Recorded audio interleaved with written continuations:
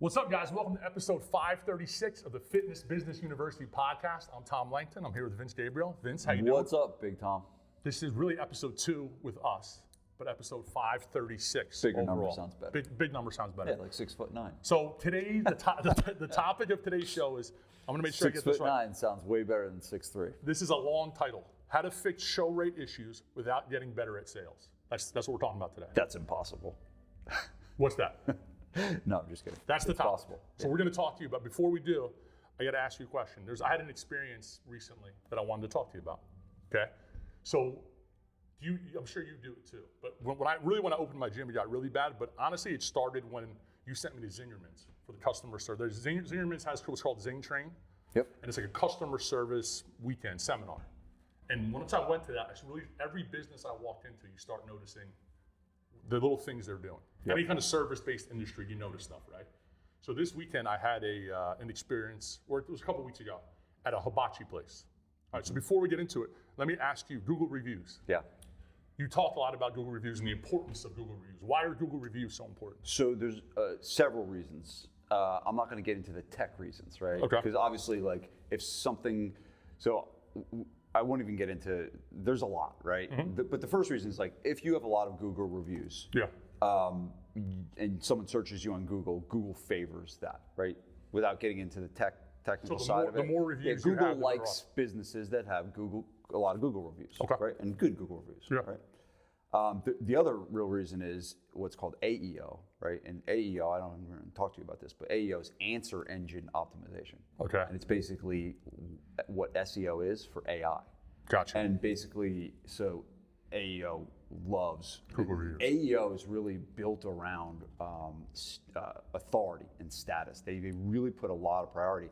And so Google reviews show that. They show that this is a business that's reputable, a business that exists, a business that's good, right? Okay. So there's all the tech, there's the tech stuff, right? But having Google reviews is important. Here's the real reason why it's important, right? Dr. Robert Cialdini wrote a book called Influence. Mm-hmm. Right? Did you ever read it? Yeah. Yeah. And so he talked about the 6 laws of persuasion. Human persuasion, right? Yeah. And he never really clarified which of the laws were most powerful until he wrote his book, Persuasion. And he came out in that book and basically said that the number one most powerful law of persuasion is social proof. And so without all the tech stuff aside, understanding human behavior, people are looking for other people like them to see what they're saying. Gotcha. Right? And so that's why Google reviews are so, I mean, we could do 10 podcasts on this. And you've I know at different times given different tips how to get more Google reviews, how to ask. So I had an experience of this was the best way a company's asked for a Google review. What did it do? So it's a hibachi place. You know hibachi, right? Table of about 10 people, they sit there. So really when you're getting hibachi, there's like a 3-person team that you have. And I'm looking at the systems and kind of how they're running the operation. But you have a waitress who gets the drinks, she takes the orders. Mm-hmm. You have the chef who comes in and does the show, right? Then there's a third person who's the manager. That's like the pit boss. And the manager's controlling kind of all the tables there, right? So once the show is over, the manager walks over. The chef leaves, everybody claps, right? Everybody's excited. The manager walks over and asks how your experience was. Now, if you give a good answer, they immediately at that point give you a card. And it reminded me of the metal business card. Mm-hmm. It wasn't a business, it was a size of a business card, but it was like a nicer material. And it had a QR code on there. And the manager said, we're running a contest for our chefs where what chef can get the most 5-star reviews gets a bonus. Wow. Gives you the card and says, I'll be right back to take the cards back. So I was like, does this work? I'm thinking to myself, so I saw everybody scan it and start doing it, right? People at the table. I saw other tables. He didn't give them the card. I No. love that. No. I love that. So, right. Wow. So then I thought to myself, that's smart, but I'm like, does this really work? Okay. So I checked. I Googled Ari Ryan. Ari Ryan is the place. You know Ari Ryan on Route 22? I've never been there. Now they have 4 locations. Okay, so keep that in mind, 4 locations. So how many Google reviews does Gabriel Fitness have? If I Google Gabriel Fitness, we're over 100. We're like 120. Okay, 118. Okay. If you Google 118, I checked. 118. And you've been in business for how long? 18 years. Okay. Ari Ryan sounds pretty terrible. Ari Ryan has 4 locations. They have a system for Google reviews. Okay. How many Google? What's your guess? If you went and checked on Ari Ryan, how many Google reviews do you think? How long have they been in business? I didn't check the long time, but they have 4. This is based on 4 locations. I'm gonna say 1,200. 9,300 Google reviews. Oh, God. With the average rating be 4.8. Wow. 9,000 reviews. So the system works. And so I started thinking about why it works so well. One of them is what you talked about. Number one, I think they attach it to a person instead of the business. So you're not reviewing Ari Rang, you're reviewing Chef Vince. The chef, or right. Chef John, or whoever it is. And it's like, oh, he's getting a bonus if he gets more. So now we're tying it to the employee that we just had an interaction with. They're giving you a very, very tight time frame to do it in, because they're coming back to get those cards. So it's not like, hey, take this home. Because if they give it to you and took it home, you're going to throw it in the back seat of your car, you're going to stick it in your wallet, you're never going to do it. Yeah. They give you the card and they come back and take it back from you. And they tell you, they don't say, hey, please give us a 5-star review, but what do they say? Rate the chef. But the chef with the most 5-star reviews gets a bonus. So they're like putting it in your brain of like, they only get the bonus if it's a 5-star review. So what else are you going to give them? Yeah. Now here's the other thing they did. We had a bad experience. We've been to Ari Rang a few times with my family, right? We had a bad experience. The chef wasn't great. And what didn't they do? They didn't bring it over. They didn't bring it over. The manager came over. How'd they know? Because she asked us. The manager comes over. The manager comes. What did you say? She said, "How was The complaining Langton family? It was. Poor chef. Probably got fired because of you. It was. We're not complainers. We're not complainers. But it was just. We've been there a few times. What did you say? They said, "How was the show?" And we said the chef had a bad night. You could tell. Didn't do the egg in the hat and the volcano. Didn't do any of the tricks they normally do. Right. So it's noticeable. So we just said, "Hey, it wasn't." You kind of they want to know. And guess what they didn't do? They didn't even ask. They didn't give you the card. So they only do it when it was the best, he was the best. They give you the card, do the review right now. 9,300 Google reviews. Wow. So my question is, and to everybody listening, number one, how can we take that system into the fitness world? Yeah. I think there's some really simple ways that we just learned. Giving a time frame, attaching it to one of your coaches, the person you had experience with. But also, I want to know, everybody listening, how do you get Google reviews? Like, what's the way to get? Because I don't want to call anybody out, but I looked up a bunch of the guys in the CEO. Right. How many reviews they had? Some had way more. Some had way little. Yeah. Gabriel has 118. So what are ways that people out there use? So here's what I think the best thing is, right? And again, the strategy aside, I think that what gets measured gets accomplished. Right. Right. And so in any business listening to this right now, they could have 52 more Google reviews in 12 months by just getting one Google review every week. Making that a goal. And putting it a goal. Right, making it on your scoreboard. Yeah. Right. And so like the strategy aside, if you come to a meeting and you're like, all right, we had a goal of one Google review, we didn't get a Google review. Right. And part of your meeting agenda is to talk about the things that didn't get accomplished, right? If I had 10 leads and if I had a goal of 10 leads and I only got 5, we're solving that problem in the meeting. For sure. Right, and so that's one of the first things I would think about. Strategy aside, I love that strategy, but my favorite part of the whole strategy is them, because I think what happens is people do this all the time. They give someone a card and say, hey, when you get a chance or when you get around to it, people do nothing. Or they have, I've seen, and we had it at Alpha, where you put a QR code on the front desk with a little sign. Yeah. And you may get one a month of people who are actually going to stand there and put it in. But if you specifically ask, attach it to a person, give them a time frame, all the constraints, and I looked around and I started watching them go to other tables and do it, and you see everybody pull their phone out and they did it right. It's like you're being told what to do. Yeah. And you're helping out the chef. You're not helping out the business. I think there's I like it. I think there's a lot of psychology going on there. But I was like, I'll tell you, these hibachi places are pretty good at business. We went to one in the Poconos, right? And they were masters of billboard advertising. Right. To the point where we actually told this story on one of the podcasts, but like there was one that had like literally every other billboard was this one hibachi place. For some reason, Vanessa ended up picking the other one that didn't have any billboards, and we're passing all the billboards on the way there. And then we pass the place, the actual place, and it looks like this beautiful place. We get to the other place, and there's not one person in the parking lot. It's not a good sign. And we get out, and Tori wouldn't get out of the car. She's like, I'm not going to that place. It sucks. There's no billboards. It's just so fun. Right. We ended up going to the other place, and it was amazing. It was amazing, right? Yeah. Didn't Bella did a talk about it at Yes, Mastermind? she talked about it. Yeah. But like, that's another place where you say like, hey, and here's the truth. The food isn't great, right? Dude, you feel like garbage. That's what I'm saying. Like your hands get swollen. Like oh you my feel like, God, and you smell. You stink. Oh my God, but it's all terrible. But it's all about the show, and it's all about the service, and that's one of those ones where it's like, it's not great food, and it's way overpriced. No, it's way overpriced because they're paying for the show, right? You're paying for the show. Yeah. So I don't know. I just thought it was an interesting. No, you're 100% right. You feel terrible after eating that food. But you go back. You go back for the show? I swore I went to Benihana, Yeah. and I was like, I'm never ever going back. And you went back? No, I didn't go back. I went to a different. You went to a wasn't different Benihana. one. Still. It was a hibachi place. 9,300 Google That's reviews. a lot of reviews. They have a system. The system works.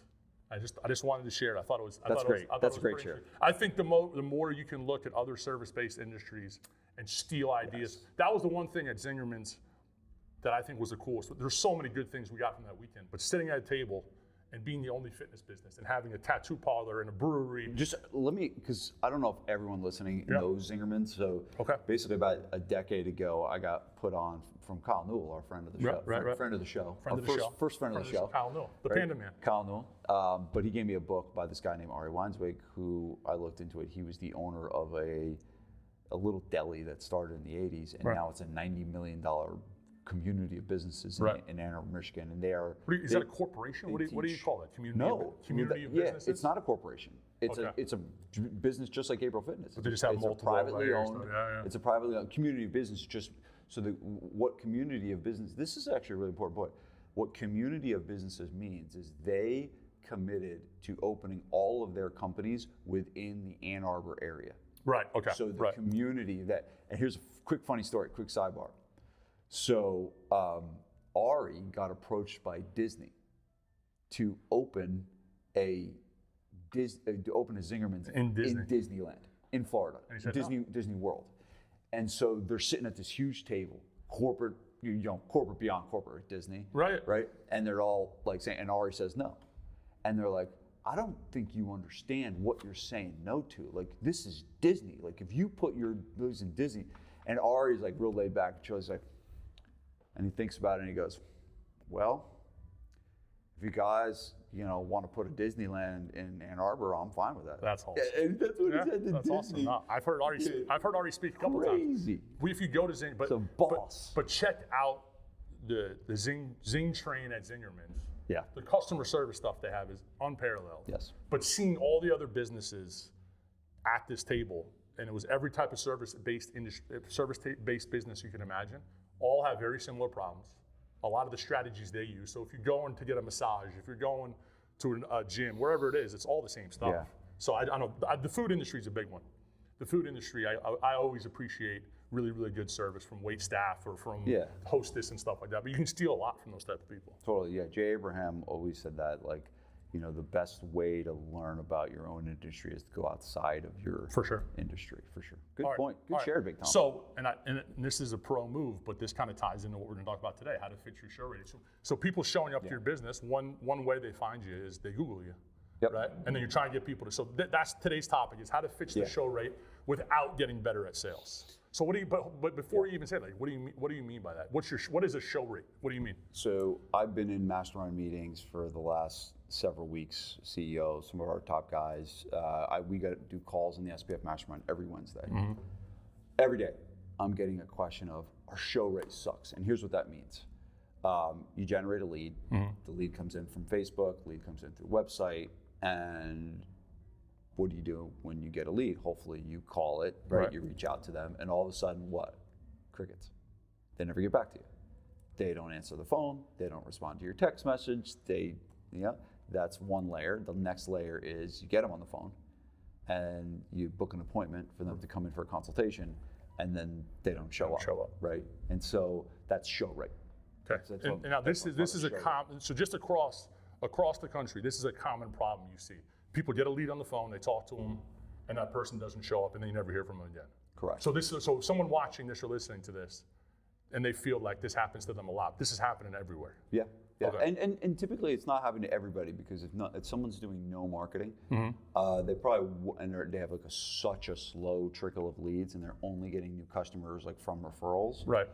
They might not have much of a show rate issue. But if you're actively marketing and you're putting ads out there and people are responding, you're generating leads and stuff like that, there's a lot of complaints of show rate issues, right? And so, I did believe it or not, I did let me ask you a question. Yeah. So I did a master class 2 months in a row. The first one was called Fix the Marketing at Your Gym. Okay. The second one was called Fix the Sales at Your Gym. Okay. Which one do you think had more registrations? Sales. Yeah, it did. But I always think people are like, I don't know what the heck I'm doing with marketing, right? And I think that this show rate issue and the challenge that people are having with not getting people on the phone and not going to be able to show up is kind of like, it's not a new thing, but it's a bigger pain point today than I've seen it in the past. Whereas probably like 5 years ago, everyone's like, I can't get any leads. Now people are getting leads, but now they're like, oh, the leads are crap, or the leads don't show up, and stuff like that. So now it becomes a sales issue. Now, I say the title is How to Fix Show Rate Without Getting Better at Sales. I do believe that there are some people out there that are not practicing very good basic sales techniques that you should be doing, right? If you are getting a lead and a lead's coming in through your website and they're coming in through Facebook and you're waiting like a day to follow up with them or 2 days, you're losing, right? And you're just not doing the basics. If you get someone on the phone and when you're talking to them on the phone, you're telling them all about what you do and you're saying, well, we do training in small groups and we have kettlebells here and you're doing all the talking and not asking any questions. So there are certain basic things that people need to be doing to be able to get better at sales. I think that's one of the things that people miss out on a lot is like the sales start from the second the lead comes in. Because I think when most people think about sales, they think about this. Right. The person's in the room, and I'm like, I'm terrible. No. I never like sitting face to face with people. But the sales process starts from that. As soon as they opt in, how much time? That's when the sales process actually starts. Yes. So like, if you are having a sales issue, start with the system. Is that what you're saying? Like, yes. It's not even about like having a great used car salesman to sit down. It starts way before that. It starts way before that. And I'll give you some metrics too, because I think that's very helpful. A lot of times people think they have problems here, and they really don't. They just don't know the numbers. So anywhere from an average of 20 to 30% of leads to come in for a consultation is a decent show rate.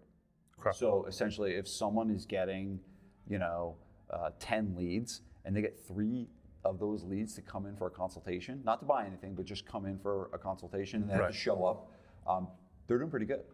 And so I think some of it could be like unrealistic expectations of like you're not going to get every lead to show up, right? And if you do, it's kind of like batting average in baseball. Right. It's like if you bat 30% or you get 30%, you're actually doing okay. So now if your number is way higher than that, let's say your show rate's like 80, is that telling you it's the marketing? Like you're not marketing to enough people? Yeah, I mean, here's the thing. If your show rate's 80 and you have a high volume of leads and people are buying, then you're just killing it, right? But most of the time, if your show rate's 80, you're probably getting like 1 lead a week. So that's usually the case. But the first thing is like understanding and knowing the numbers and what is good. The second number is like the conversions. Like, so if someone comes in for a consult, right? They sit down with you, 70 to 80% close to a membership. Okay. Right. That's kind of like the goal. So if you kind of can follow those 2 metrics, and that's on a month-to-month membership. If you're doing annual memberships, it's probably a little bit lower, but not much lower. Okay. And so like the first thing is like knowing the numbers, knowing the data, knowing what your expectations are. And then, what are you following really basic standard That's not the purpose of this podcast. Okay. We should do a podcast on that. I mean, the actual system. I did a whole masterclass. So if you're listening to this, you should find my Fix the Sales masterclass because I did an entire deep dive into it. Today, I wanted to talk about something different. Before you do, I think you're going to say this in every podcast, but know your numbers. Yeah. I think there's one underlying theme that's like the Vince Gabriel theme of running a business. Every topic we've talked about is always, if you don't know your numbers, there's no point in even going on from there. Yep. Right? Because you've said that both episodes we've done, you've said, you gotta know your numbers. Yeah. So it starts there. Yeah, a lot of people want to run their business on their emotions. Right. And that's not very good. Okay. All right. So know your numbers, and then what? So let me talk about why I think some of these people are having bad show rates. Okay. There was a guy that we went around the room in one of the recent masterminds, and he said, we got X amount of new customers from reactivation, okay?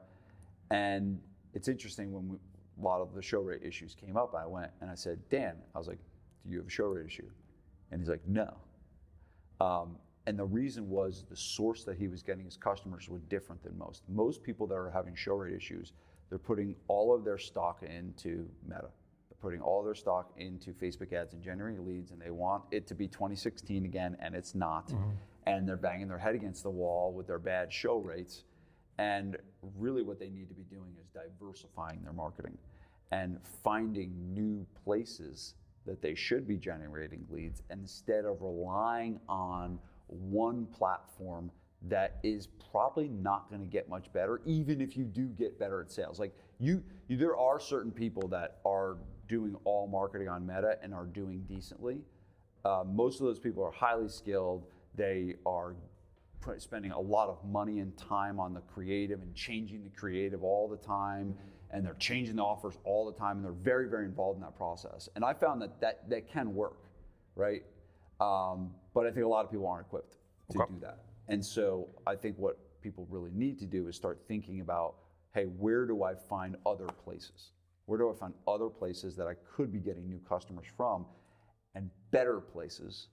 And when you find those better places, the show rate will come up. Now you talk about knowing your numbers. Is there a percentage that you use to say, like, if I got 30 leads this week, how many should come from this? How many should come from this? Is there numbers that you should be looking for? Not really. No, that's hard to do. That's like really, I think that what you should be doing is measuring what happened. Okay. Right? Like if you marketed on Facebook, you should know what you spent and how many leads you got. Right. If you did an ad in the newspaper, you should know that. But having a specific expectation, I mean, I guess if you did it for a really, really long time and you had a ton of data, you could expect it, but I don't want to confuse people way more than this already is. Okay, right? so where should, so Meta's a good place, but not the only place. Yes. Where else can people start looking? All right, so let me go back, and I want to talk about this concept of fertile soil, right? Okay. So I was on the phone with a guy named Dan Kennedy, legit phone call. Now, I don't want to even tell you what I paid. This is for those listening that don't know, like, this is your guy. This is my guy. This is like everyone listening to this should know. But if they don't know, Dan Kennedy's like your guru. Yes, he's for sure my guru. Okay. So Tom, what do you think I paid for a one-on-one? Now that you're asking questions about this, okay. So what do you think I paid for a Dan Kennedy for a 1 hour phone call? $2,500. Higher than that. $5,000. Lower. Okay. So $4,000. $4,300. Okay. That's about how many. That's right around how many Google reviews ArtieRank has. So somewhere no. Yeah. So $4,300 for a 1 hour phone call to talk about price elasticity. But that being said, can you justify that? Oh, 100%. Why? How can you justify? So you say, like, someone listening to this is like, you're out of your mind. Like, or like, why would you spend that much money for a phone call? So it's all about, and it's the same thing with marketing. It's all about return on investment. So you put 4,000 in. It's how much is coming It's like back? a vending machine. Like, Right. I'm putting 25 cents in that vending machine, and I'm expecting to get something out of it. Okay. Right. So you can justify spending that money because you know the return is going to be way, way bigger than that. Correct. In the long run. Yes. Okay. So what did Dan Kennedy say? So he basically drew this example, all right, about marketing, and we were talking a lot about Facebook and Meta, because I do think that's where a lot of the problem lies, with a lot of people, banking on this one area and this one platform and thinking it's going to solve all the problems, and it's not. And he drew this example of a niche, and it's basically a box, and actually we can see if in the video we can put a picture of it, layer it on. Okay, but when you start a place and you start marketing into a niche, he talked about this. He said that fertile is soft, loose soil, easy to dig in, easy to get new customers. Right. And so when you opened Alpha, you got a lot of customers right away. Word in the first few months, right? You got the most, in the first few months, you got the most amount of customers. For sure. Right? You were, 3 years in, you all of a sudden didn't run a marketing campaign and get the same amount of customers you got when you opened. For sure, can't right? do that. And it's because we were, digging in very, very fertile. For those listening, just think of like digging in the dirt. The first layer of dirt is going to be the softest dirt, and the lower you go in the dirt, the type of what you're hitting is going to change. Correct. And so the next one is harder soil, harder to dig in, lower quality. Okay. Right? The next one is even poor, broke customers, harder to get. What are we finding in Facebook? A lot of times these people on Facebook, They don't need to answer the phone. And sometimes when they do, what is their first question? How much does it cost? Right. And so now we're dealing with people that are like tire kickers and stuff like that. Yeah. And then the last layer is, he says, concrete to dig and dead broke. Right. And so the problem is a lot of people have been in business for a really, really long time. Right. And so they're digging deeper and deeper and deeper in their niche. They're hitting that concrete every time. Correct. And then the frustration starts. Correct. Now, I am not saying that I am 100% think that business owners should be marketing on Meta and using Facebook. I am not saying that at all. I send people to Gym Members Machine. They do a great job. They run ads for many of our customers. And I think that even GR, who owns the company, who's been on the podcast before, would tell you that don't put all your eggs in this basket. Right. He would tell you to go out and find other places to generate leads outside of what they're doing at Meta. So it's not that you can't get any customers from this platform. It's really, you're probably not going to get what you need from that one platform. Gotcha. Okay? Yep. So think about this. Okay, and we kind of didn't use this example, but when someone opens a second gym and they do a pre-sale, they get like 80 members right away. Yeah. That's because they're digging in very fertile soil. It's a different place. My point of this whole podcast is there are pockets of fertile soil within certain media, within certain places, within certain areas inside of your current area. Okay. Right? And so I've been marketing Gabriel Fitness for 20 years or whatever it is. I still find little pockets of fertile soil that I can market in. Meta, because we've been marketing at Facebook for so long, it is what it is, right? We're never going to get this massive explosion from that platform, but we can get it other places. And the story leading into this is that Joey and I were fishing, and we were fishing in a pond, and we were using like hot dogs for bait, and we didn't catch any fish. And Joey's all sad and stuff, and we're driving home and we didn't catch any fish. We're driving home and there was a detour, and the detour takes us to a different route to go home, and we found another pond and didn't even know the pond existed. Yeah. And Joey's like, Dad, there's another pond.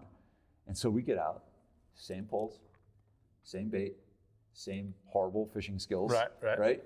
And we caught dozens of fish. You found a different fishing hole, right? Yeah. Different pond. Yeah. Right, it was stocked right down. We didn't even know it existed. Right. All right, I've been living in this community for 15 years. And you're still finding. Still finding, right? And so that's the concept I think people need to understand, is that don't keep banging your head against the wall and think that the platform is what it is. And here's the other thing that Kennedy told me, and this is a little bit eerie, okay? He basically said, and I can't remember the exact term he used, but he said 20% of a market is convertible. Think about that. So if there's 10,000 people in the market, 2,000 of them are going to become customers. Right. All right. Not of you, of that thing. Right. And so the market is way smaller than you actually think. So when you already have a small market, you already have one platform, there's a certain amount of people on that platform. It's not replenishing all the time. Yeah. Right. And that's why we're hitting concrete. Okay. And so we got to find other places. We got to find fertile soil within our current area. So you don't have to move, you don't have to open up a new location to find fertile soil. Now, I'm not saying the results are going to be exactly the same, but we want to try and grow our business within these fertile soil pockets. Let me give you some examples. That's what I was going to say. We need some ideas. Right. It sounds like a great concept, but like, what the hell? What are you talking about? Okay. So where can I start? I have 4 examples for you of real-time stuff that's happening either in my business or in my customers. Okay. So we started doing an ad in the newspaper. Okay. Right? Local rag, black and white, probably an 8 to 12 page newsletter. We did a full page ad. Now, before you go on, you're saying newspaper. I think people, especially a younger generation, they think newspaper, they think New York Times, they think these major metropolitan. Right. Are you talking about the paper that comes? Okay, local paper. Hyper local, like the cover. You remember in Anchorman, when they're covering the story of like the chipmunk that like dresses up Yeah, as the yeah, thing, like yeah. stuff like that. Okay. Like real hokey. So does your town, your county, like you want to keep it as close to where your gym is as possible? Yes, the more hyper local, the better. And the cool thing about this paper is that they have one paper for each town. Okay. So Berkeley Heights, which is the business I'm in, they have their own paper. Right. New Providence, which is the town next that we still draw from, has their own paper. Okay. So it's super hyper local. Okay. And so. And people actually, I think that's the fear, is like no one reads these things. Like, because I get papers in my driveway all the time, pick them up, put them right in the trash. Like, nobody reads these things. Here's what you do. You take a picture of the publication that you're thinking about marketing in. Maybe it's an online publication, maybe it's a print newsletter like this, and you take a picture of it and you post it in your private group. And what you ask your members, like, do you guys read this? Right. And when I was thinking about marketing in this paper and I posted the picture, I asked my customers who reads it. They're like all like, yes, every month, cover to cover, every month, every month. So every your month. customers, it's not about if you read it. It's about whether your customers. I think that's where a lot of people get lost. Right. Okay. Right. And so that's a test. Okay. Right, that you can do. Okay. So hyper local newspaper. So we started marketing this newspaper. Now, I'm not going to get into too much math here, but we ended up spending $1,600 on the first ad and about $3,000 on the second ad. Okay. Okay. Multiple papers, so it's not just one newspaper; it's multiple papers. Pretty big investment. Yeah, pretty big investment. $4,600. Okay. We generated 20 leads. Okay. 20 leads came through the newspaper. Okay. People opted in through a lead form. Right. 10 of the leads booked a consultation. Okay. So already doing way better. Yep. What is that? 50%. That's a 50% show rate. Yeah. Okay, you ready for this, Tom? Yeah. 6 out of the 10 signed up for a membership. You know, you haven't been to Gabriel Fitness in a long time, but the lifetime value of a membership at Gabriel Fitness is $10,000, roughly. Okay, and that's an average between 2 different formulas. One is 12, the other 7. We take the middle at around 10. Okay. Okay, so 6 people, 10 grand. We spent 4,600. Got 60 grand out of it. Made 60 grand. Okay, now, but the cool thing is the show rate. I don't have a show rate issue. Right. We don't have a show rate issue, but if you take our show rate issue on Meta, of course, Totally different number. totally different number. Right. But we have a 50% show rate on this specific newspaper. Now the numbers are lower, Right. but look at how much value came in from this one little thing that we did. Now all I need to do, Tom, just do this every month. Right. I just do this every month, and 2 to 3 customers trickle in every month. If I multiply 2 to 3, 2.5 times 12, that's 30 customers. Yeah. And I just consistently do that every month. Now I'm not like stressing out my team with all these leads and all these people I got to follow up with. But again, the point of me saying this is not for people to go market in the newspaper. That's not my point. You found a different. I'm not found a fertile soil. Okay. Just in your community. This might not be in every. This might not be in every community. Right, because there's eyeballs that are looking at that paper that probably aren't even on Facebook. Right. Right. You know what I'm saying? Yep. Right. And so we're making this assumption that we've gone through everybody, but we just haven't gone. We've just got to show up in a different place. Okay. Newspaper. So again, I newspapers want are to great make that idea. point. Yeah. That I'm not saying that it's more about. It's got to be the newspaper. Finding the place. Okay. Yeah. What's finding the place. what's The another next idea? one is an online newspaper, and this is a guy named Dustin Yancey who he has a business in the middle of the country. Okay. And he I think he's gotten like 50% of his new customers have come from this one publication. I think he got like 50 clients from this one publication. Okay. And all he does is he does a column. And it's like a fitness column. He writes the column. And he writes the column. I think it's might be a weekly column or a monthly column. I can't remember what it is. But there's a call to action for a free membership, and people click a link, and they opt in through the link, and he just gets customers like. But I bet you so few people listening to this podcast are doing something like that. Right. So few, and that's a huge thing. And it's an online. It's very, very hyper local. And he's also positioning himself as an expert. 100%. Yes. As a Not local, even, yeah. like a local celebrity. Absolutely. Because you don't even realize, you're like, how stupid is this? But someone who doesn't know you is reading this going, hey, if they put him on the paper, he's got to know what he's talking about. And here's the thing, not all publications are created equal. Right. We have one of these in our area Yeah. called the TAP, the Alternative Press. Remember that? I sure do. Right. We tried it for a while, and it sucked. It didn't work for us. Now, it's been a long time, so I'm going to go back in and try it again. Right. See if it's worked. Right. But so not all you might have a newspaper in your area. You might try the newspaper, it just doesn't work. Right. That's fine. But at least you tested it and try it. But what you can't find is you find that pond that's stocked. Okay. Right. Yep. That's what you're looking for. Yep. Okay. The third one, I kind of mentioned it earlier. The third one is Dan Goodman from Varsity House said this, is like they got a ton of customers from reactivation. Right. And what they did is they had a very, very specific campaign around reactivating past members. And so if you think about that, that is a little bit of a pond, right? There's a list of people. And here's the thing. If you've been in business for a long time, you've lost people. Everyone has. Yeah. But the numbers are staggeringly large. Mm-hmm. If you have a 5% churn rate and you have 200 members, you're losing what, 10 a month? Yeah. So you're losing 120 a year. If you've been in business 10 years, that's 1,200 people. Right. It's a lot of people. Yeah. Right. And these people are also more apt to come back. I mean, you know when. Yeah. Well, we used to get people come back all the time. And it's also, these are our best members have left. Yeah. That's the thing you got to remember is like when we look back, all the stories we tell about this guy was great, this lady was awesome. They all leave for one reason or another. Right. But now they're ready, so they're already like a biggest fan of their. Just because they left doesn't mean they're not a big fan of yours. I think that's where people get lost with the reactivation is like, if they left, they hate me. Well, and I think too, and we should do a whole podcast on reactivation. But one of the reasons why they tend to not come back because you don't ask them. Is you don't ask them, but also they're a little bit embarrassed.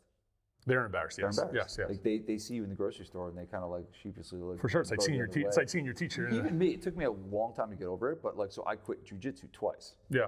But my son still goes. Yeah. By the way, Joey had a good match yesterday. Did he? He's killing he it's crazy. He's athletic coming from you. It must be. He's been athletic. He ended up like hurting a kid. Like he put him in an arm bar, and the kid like hurt his arm. And Joey was so cute. Joey was like so sad. Yeah. And he was like felt so bad for the kid. It's like so weird to see like these kids go at it, and then all of a sudden be so like it's such a great. It's the best sport for kids. But anyway. You're afraid of going back to jiu-jitsu. Yeah, and I'm not anymore, right? But for a while there, I was like embarrassed. I was like, oh man, I feel like a fucking loser. Yeah. Like I quit. I tried it for 6 months, and I quit. Like, and I would stay outside and wouldn't go in. And, like, now I go out, I'm fine. For sure. Right? But it was like that, and if all of a sudden, and it's funny, I did an email about this. The email was what Joey's sensei that works at his school needs to say to me to get me to come back. Right. And it's a whole long email that I wrote. Like how it's like, hey, I want to, and if some of it is about them taking responsibility, of like, hey, I know when you came in, so like when I started, I went into the white belt classes. Right. And white belt basically is a bunch of 22-year-old kids that have wrestling backgrounds. Yeah. And are jacked. You're getting lit up. And I'm getting crushed. Yeah. And I'm getting crushed because I'm a big dude. And they don't want to lose to an old big guy, and so they're like killing me, and so like my body just was like I was like I'm like saying to these kids like, bro, like I'm not trying to like prove anything anymore, like just relax, dude. But they were good after it, and I find myself like going against these, and it's like it banged me up. But that's so common in the fitness industry. And so what they should have said to me is, hey, next time when you come in, instead of doing the white belt classes, what we want you to do is come into the all belt classes. Because the all belt classes is going to be better. You're going to be rolling with purple belts and brown belts, and they're not going to hurt you. They're going to help you. Help you get better. Right. And I wrote out this whole email of what he would need to say to me to get you to go back. Get me to come back to jiu-jitsu, right? Love it. But that's reactivations. There's not a show rate issue on reactivations. That's a pond. Now, some people listening to this are like, duh, but I bet you a lot are not doing anything. Right. Here's a simple thing to do. Pick 10 to 15 people every month.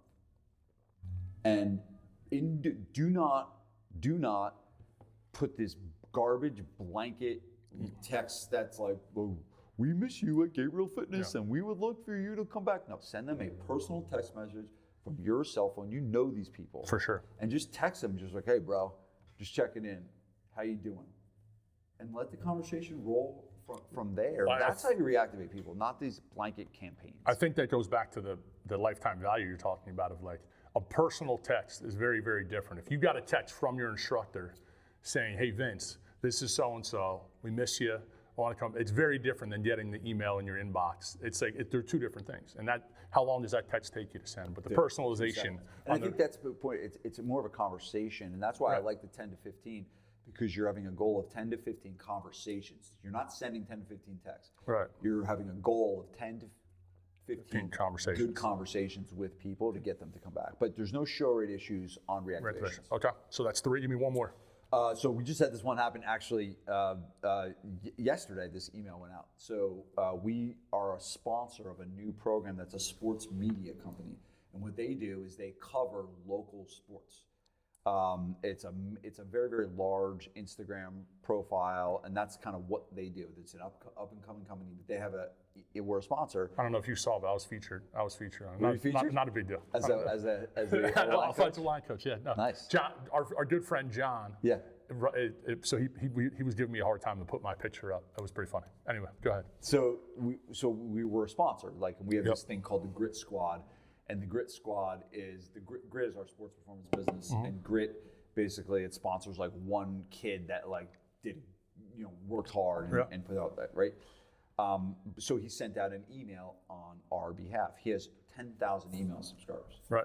Okay. This email went out last week. Now I don't have the reports to know, but literally in the first we got like 3 leads from it immediately. Like, and that's for both your programs. That's for the athlete performance. This one was and for specific adults. to Grit. To Grit. Right, to Grit. But all those kids have parents. Right. So think about this. This is an email list of 10,000 subscribers that that have never heard of us before. It's coming from a different voice, right? So sometimes the voice just being different, it's coming from John, who they know and they trust, right? And now all of a sudden we have this whole new pocket of people that we can generate leads from and draw from that we didn't have before. Gotcha. Okay, we've been doing sports performance for how long? Since 2008. Yeah. Right? This 18 didn't years. exist till now. Right. Right. So there's pockets, and there's the other thing is too. There's pockets that are being created. Like this was a pocket that didn't exist 2 years ago, and it's a pocket that exists now. Right. A pocket pond. A pond. Or what? The dirt. Fertile soil. The fertile soil. It's a patch. Yeah. Yeah. It's new. It's new people. Yeah.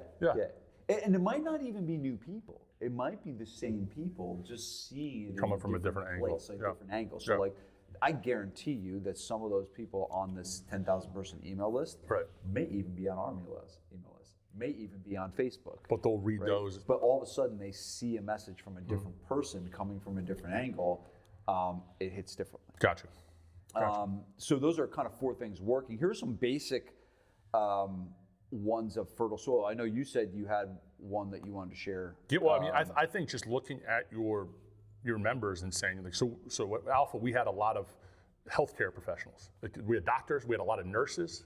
So we did specific classes just for our healthcare. Like we had a Saturday or Sunday, a healthcare class where the nurses could invite all of their nursing buddies. And it was the same class we always ran, but we just said this is a class specifically for nurses, and we'd always do well. But it was, number one, it was like an outside of work event for them. It was an event-based thing, but then all we had to do was just run a class. And those were always great for generating leads. Plus, they already had friends in there. It was basically a referral class. Yeah. So that was very powerful. Yeah, I mean, we've talked a lot about joint ventures, on this podcast over the years. We'll never stop. Joint ventures will never go away.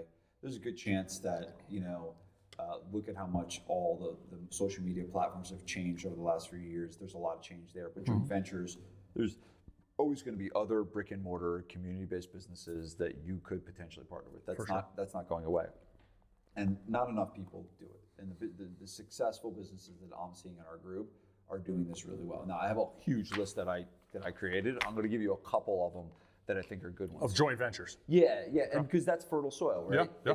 It's fertile soil because you probably haven't gone to any of these places before, and they haven't heard about your business from a person that they trust. Can I ask you a question before you get into this? Yeah. When I opened Alpha, I don't know if I was put on a list or whatever, but I immediately started getting hit up by business. They wanted me to be the joint venture.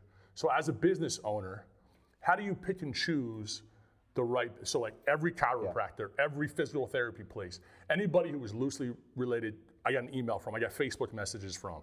How do you pick and choose as a business owner who do you want to do business with? Because I know it's one thing for you to go into businesses, but there's going to be people that are going to approach you. Yep. And how do you make sure you pick the right ones? I think that was a struggle. Yeah. The biggest one is like, do you feel comfortable referring them back? What do you mean? Would you feel comfortable sending one of your clients at Alpha to that chiropractor? Gotcha. And if you, it's a no-brainer. If you wouldn't, then I wouldn't do business. So you don't do business with them. So like all of our sponsors at FBU, the SPF Mastermind, right. They're all people I either do business with or I have no problem. Like I mentioned, gym member machine. I have no problem sending a gym owner. I have no problem sending a gym owner to do their CRM with Summit over at Anomaly. Right. I have no problem sending someone to InBody to get an InBody scan. These are all sponsors, Perform Better, right? These are all, but I have either done business with them in the past, currently doing business with them. I know some of those people personally.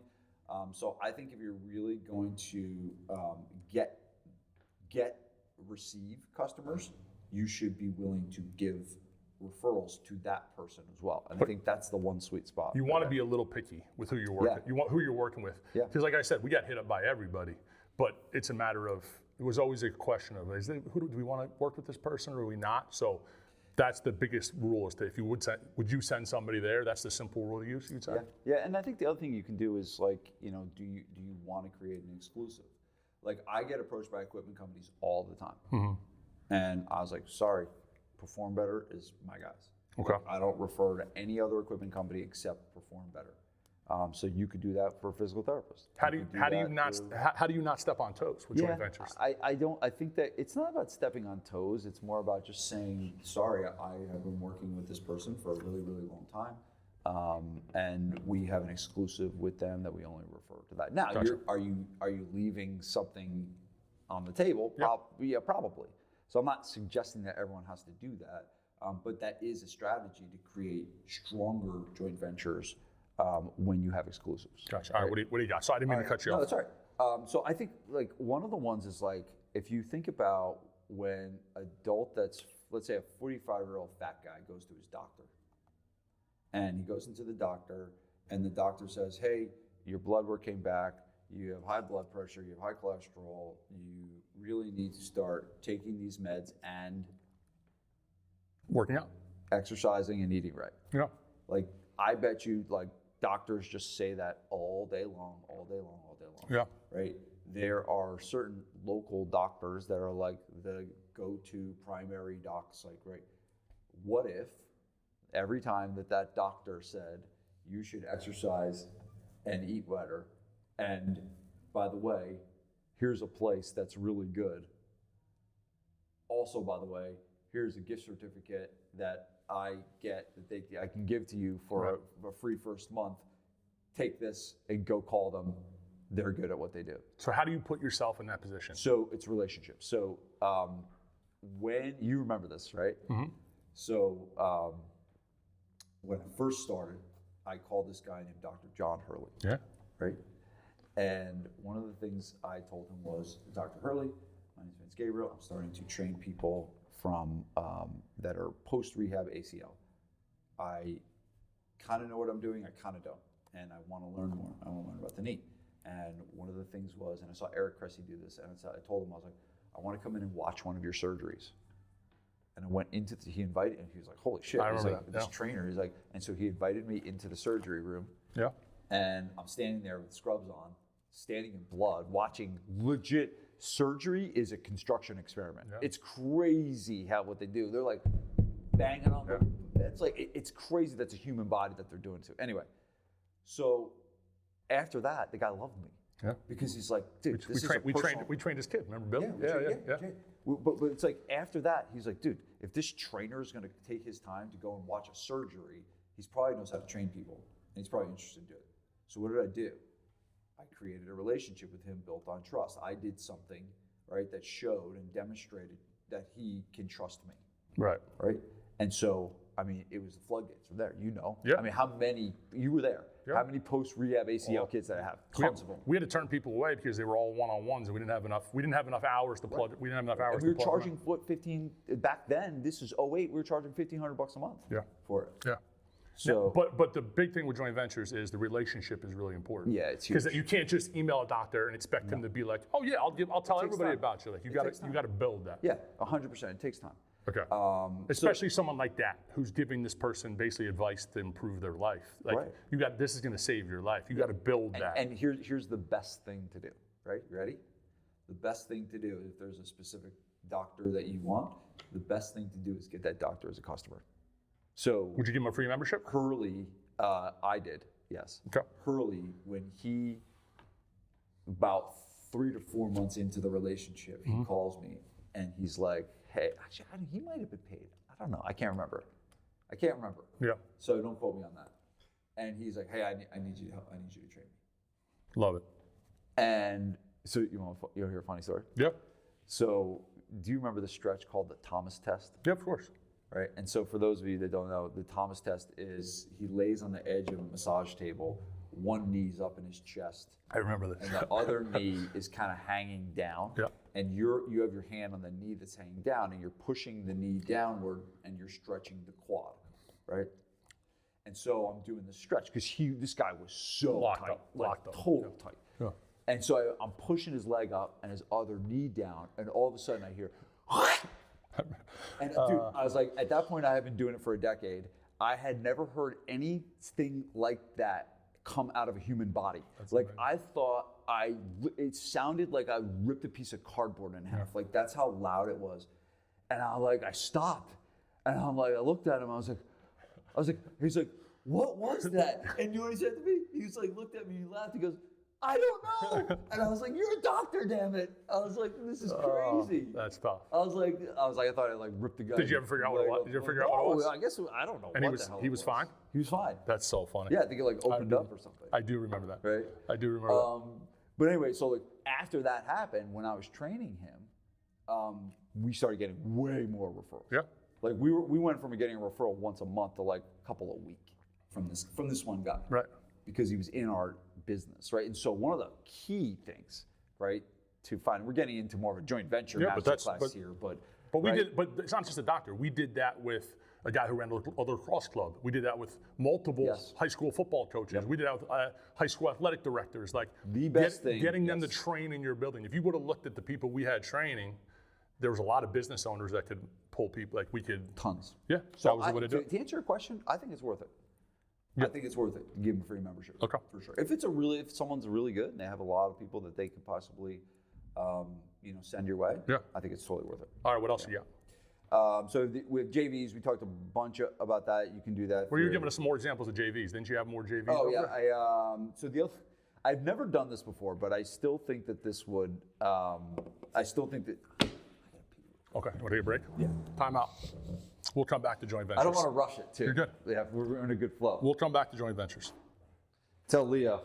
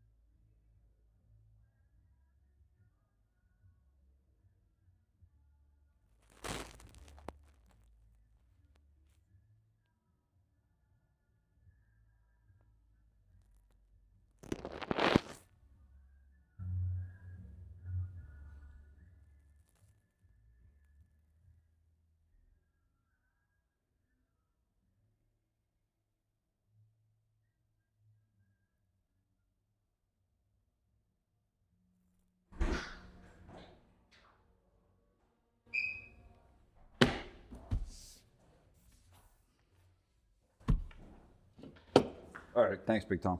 You ready? Yep. Okay, so before we get into it, let's we want to go. What do you have left on there? How do you want to? Well, that's one thing we didn't talk about is how you want to wrap it up. So we're gonna we'll get back into joint ventures. I have more, but like we're already going pretty long. Okay, so do you want to Let me just do I'll do a couple more of these. Okay. And then wrap it. And then we'll wrap What's the call to action today? Let's do. Last time it was a call with Leah. It was the let's do that. Let's do that. Yeah, let's stay with that. clarity call. Mm-hmm. Okay, same Stay thing. with that. Yep. And they emailed what? The link will be in the show notes. Yeah, link in the show notes. How many do you have left? What are the? Just tell me the ones you have left, so I know when to wrap. I'll like rapid fire the last 4. What are they? Just so I know when you're done. You know, I'm going to take that one out. So they're sponsorships. Do you want to go? Do you want to stay with the joint ventures? No, I think we're good. So we're good on joint ventures. I'll start with that. We went too long on joint ventures. What else do you have? Sponsorships? List purchases, where they can buy lists. List purchases. And then do direct reach out through lists. Okay. And then small company, like going to specific small companies. Mm-hmm. Like instead of joint ventures where it's like when we did Carl D'Amelios. Yeah, exactly. Small companies. And then the last one would be sponsorships. People looking to raise money, you could be a sponsor. Do you want to talk about the Carl D'Amelio thing, or? We don't have to. Here we go. You ready? Did we do that? We did that. We did a fat loss challenge for the company. Let's talk about that. Yeah, okay. That's perfect. Ready? Okay, so joint ventures are a big one. We went a little deep down the rabbit hole of joint ventures, but we get the idea. Like, build a relationship. Joint ventures are an easy way to drive it in. Give me just a couple more examples. Yeah, so I was at get my hair cut a little while ago, and I started talking to the guy that owns. He's been in the community forever, right? So, and whenever I go to him, I talk about business stuff, and I was like, well, what do you do to get new customers? And he's like, oh yeah, well, I do this new mover thing. And he's like, this new company, they send me all the addresses of the people that move into the area, and I send them a free gift certificate to come to the salon. And I'm like, that what is that? Mm-hmm. That I should have had a V8 moment. Yeah. Like, how the hell do we not do that? Like, try that, like getting a new movers list, because if you think about it, they probably haven't decided if they moved into the area. They probably need a place to work out. They need a gym. It's like, if you're the first person there, right? So, and you can purchase that, right? So that is a pond, right? That's a pocket of people, a pond. That's different. That pond is different every month. Okay. Right? But you could do direct reach out. There's all kinds of different companies that, they provide baskets. You can connect with realtors. There's all different places to look, but the new mover campaign is a great place to find new people.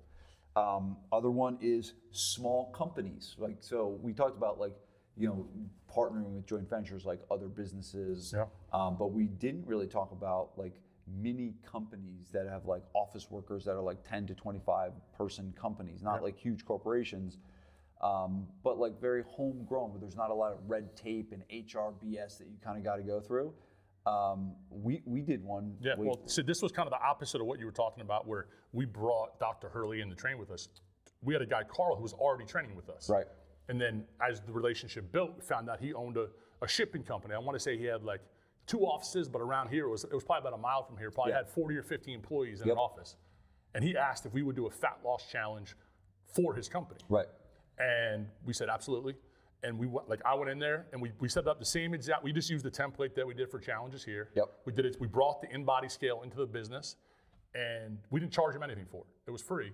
I want to say we got Libby. We had 5 customers from that. I remember this. Easily, but Colin, Libby, like we had but they were long-term like people. Hardcore people. 5-6 customers that were like long-term. JJ, remember JJ was in here? Multi-year people. And that was a joint venture. It was basically a joint venture, but he was already here. Yeah. We found out later. It wasn't like we brought him in to do that. Right. So ask your customers, do you have a business? Can we help your business? A wellness program, a fat loss challenge, whatever it is. And it's important to keep your ears open, because we had something similar just get opened where my lawyer, they had offices all around New Jersey. And they ended up consolidating all of their offices into one office, literally 1 mile away from our gym. And it just happened like a month ago.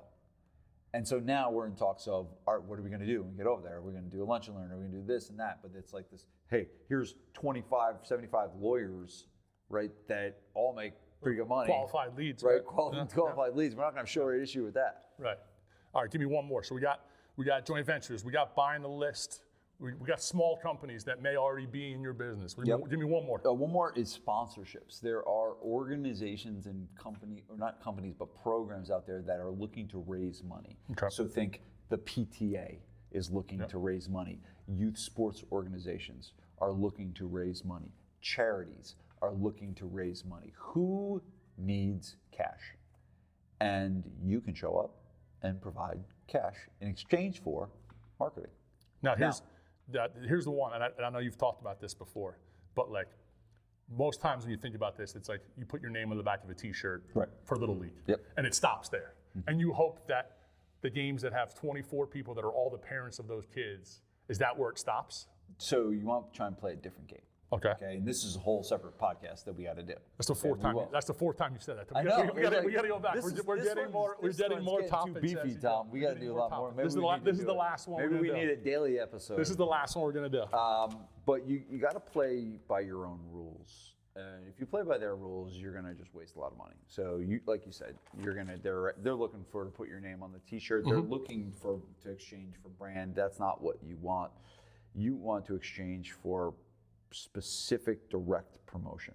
And the best way I could explain this is in exchange of the money that you give them, in exchange for that, they do X amount of emails per year to promote a program that you've got going on. And so that's what you want to sponsor, not the sponsorship of, putting your name on the banner, right? The point of all this being is that company that's looking for a sponsor has a really good relationship with their list, right? The youth sports program that's sending emails, every parent is opening on these emails. Why? Because when that guy sends an email, it has when their kid needs to show up at practice. Right. Vanessa's opening every one of those emails. Just in case you miss something. And so when she gets an email from that guy that she's programmed to open the email, the open rate on these things are probably through the roof. Right, and so now we're connecting with an audience, a program that has a monster relationship with the end user. So that's kind of what you're doing when you can get involved in those types of things. So those are my ideas for just more fertile ponds that people may not even be thinking about.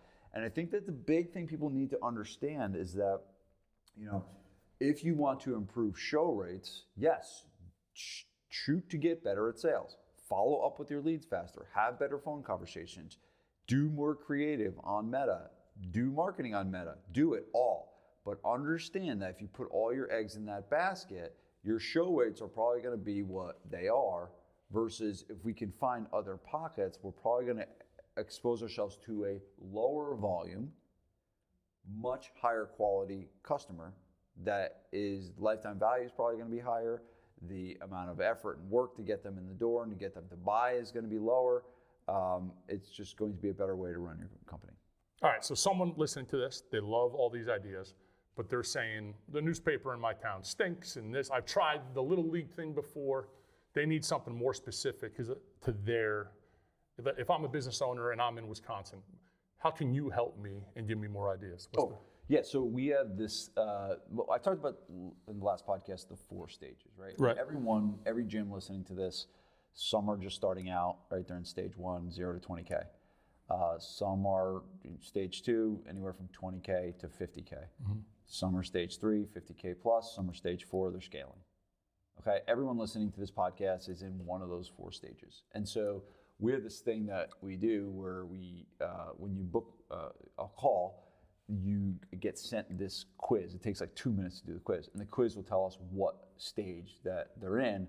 And when we know what stage they're in, we kind of know what they need to do. Right. Because it's like the whole stage thing is like, it's not like the secret. If you're in stage 1, there's very clear things of what you need to do to get to the next level.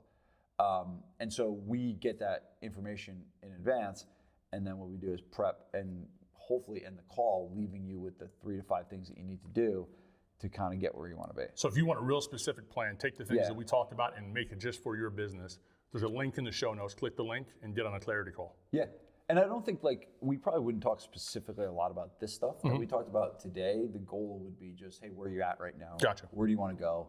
And then what do you need to do right now? It might honestly, some of this that we stuff talked about, it might not be what you need. Might not be ready for that yet. Maybe we talked about the last podcast, we talked about price, right? Maybe it's just a price issue, right? Maybe it's a time management issue. Maybe it's a focus issue.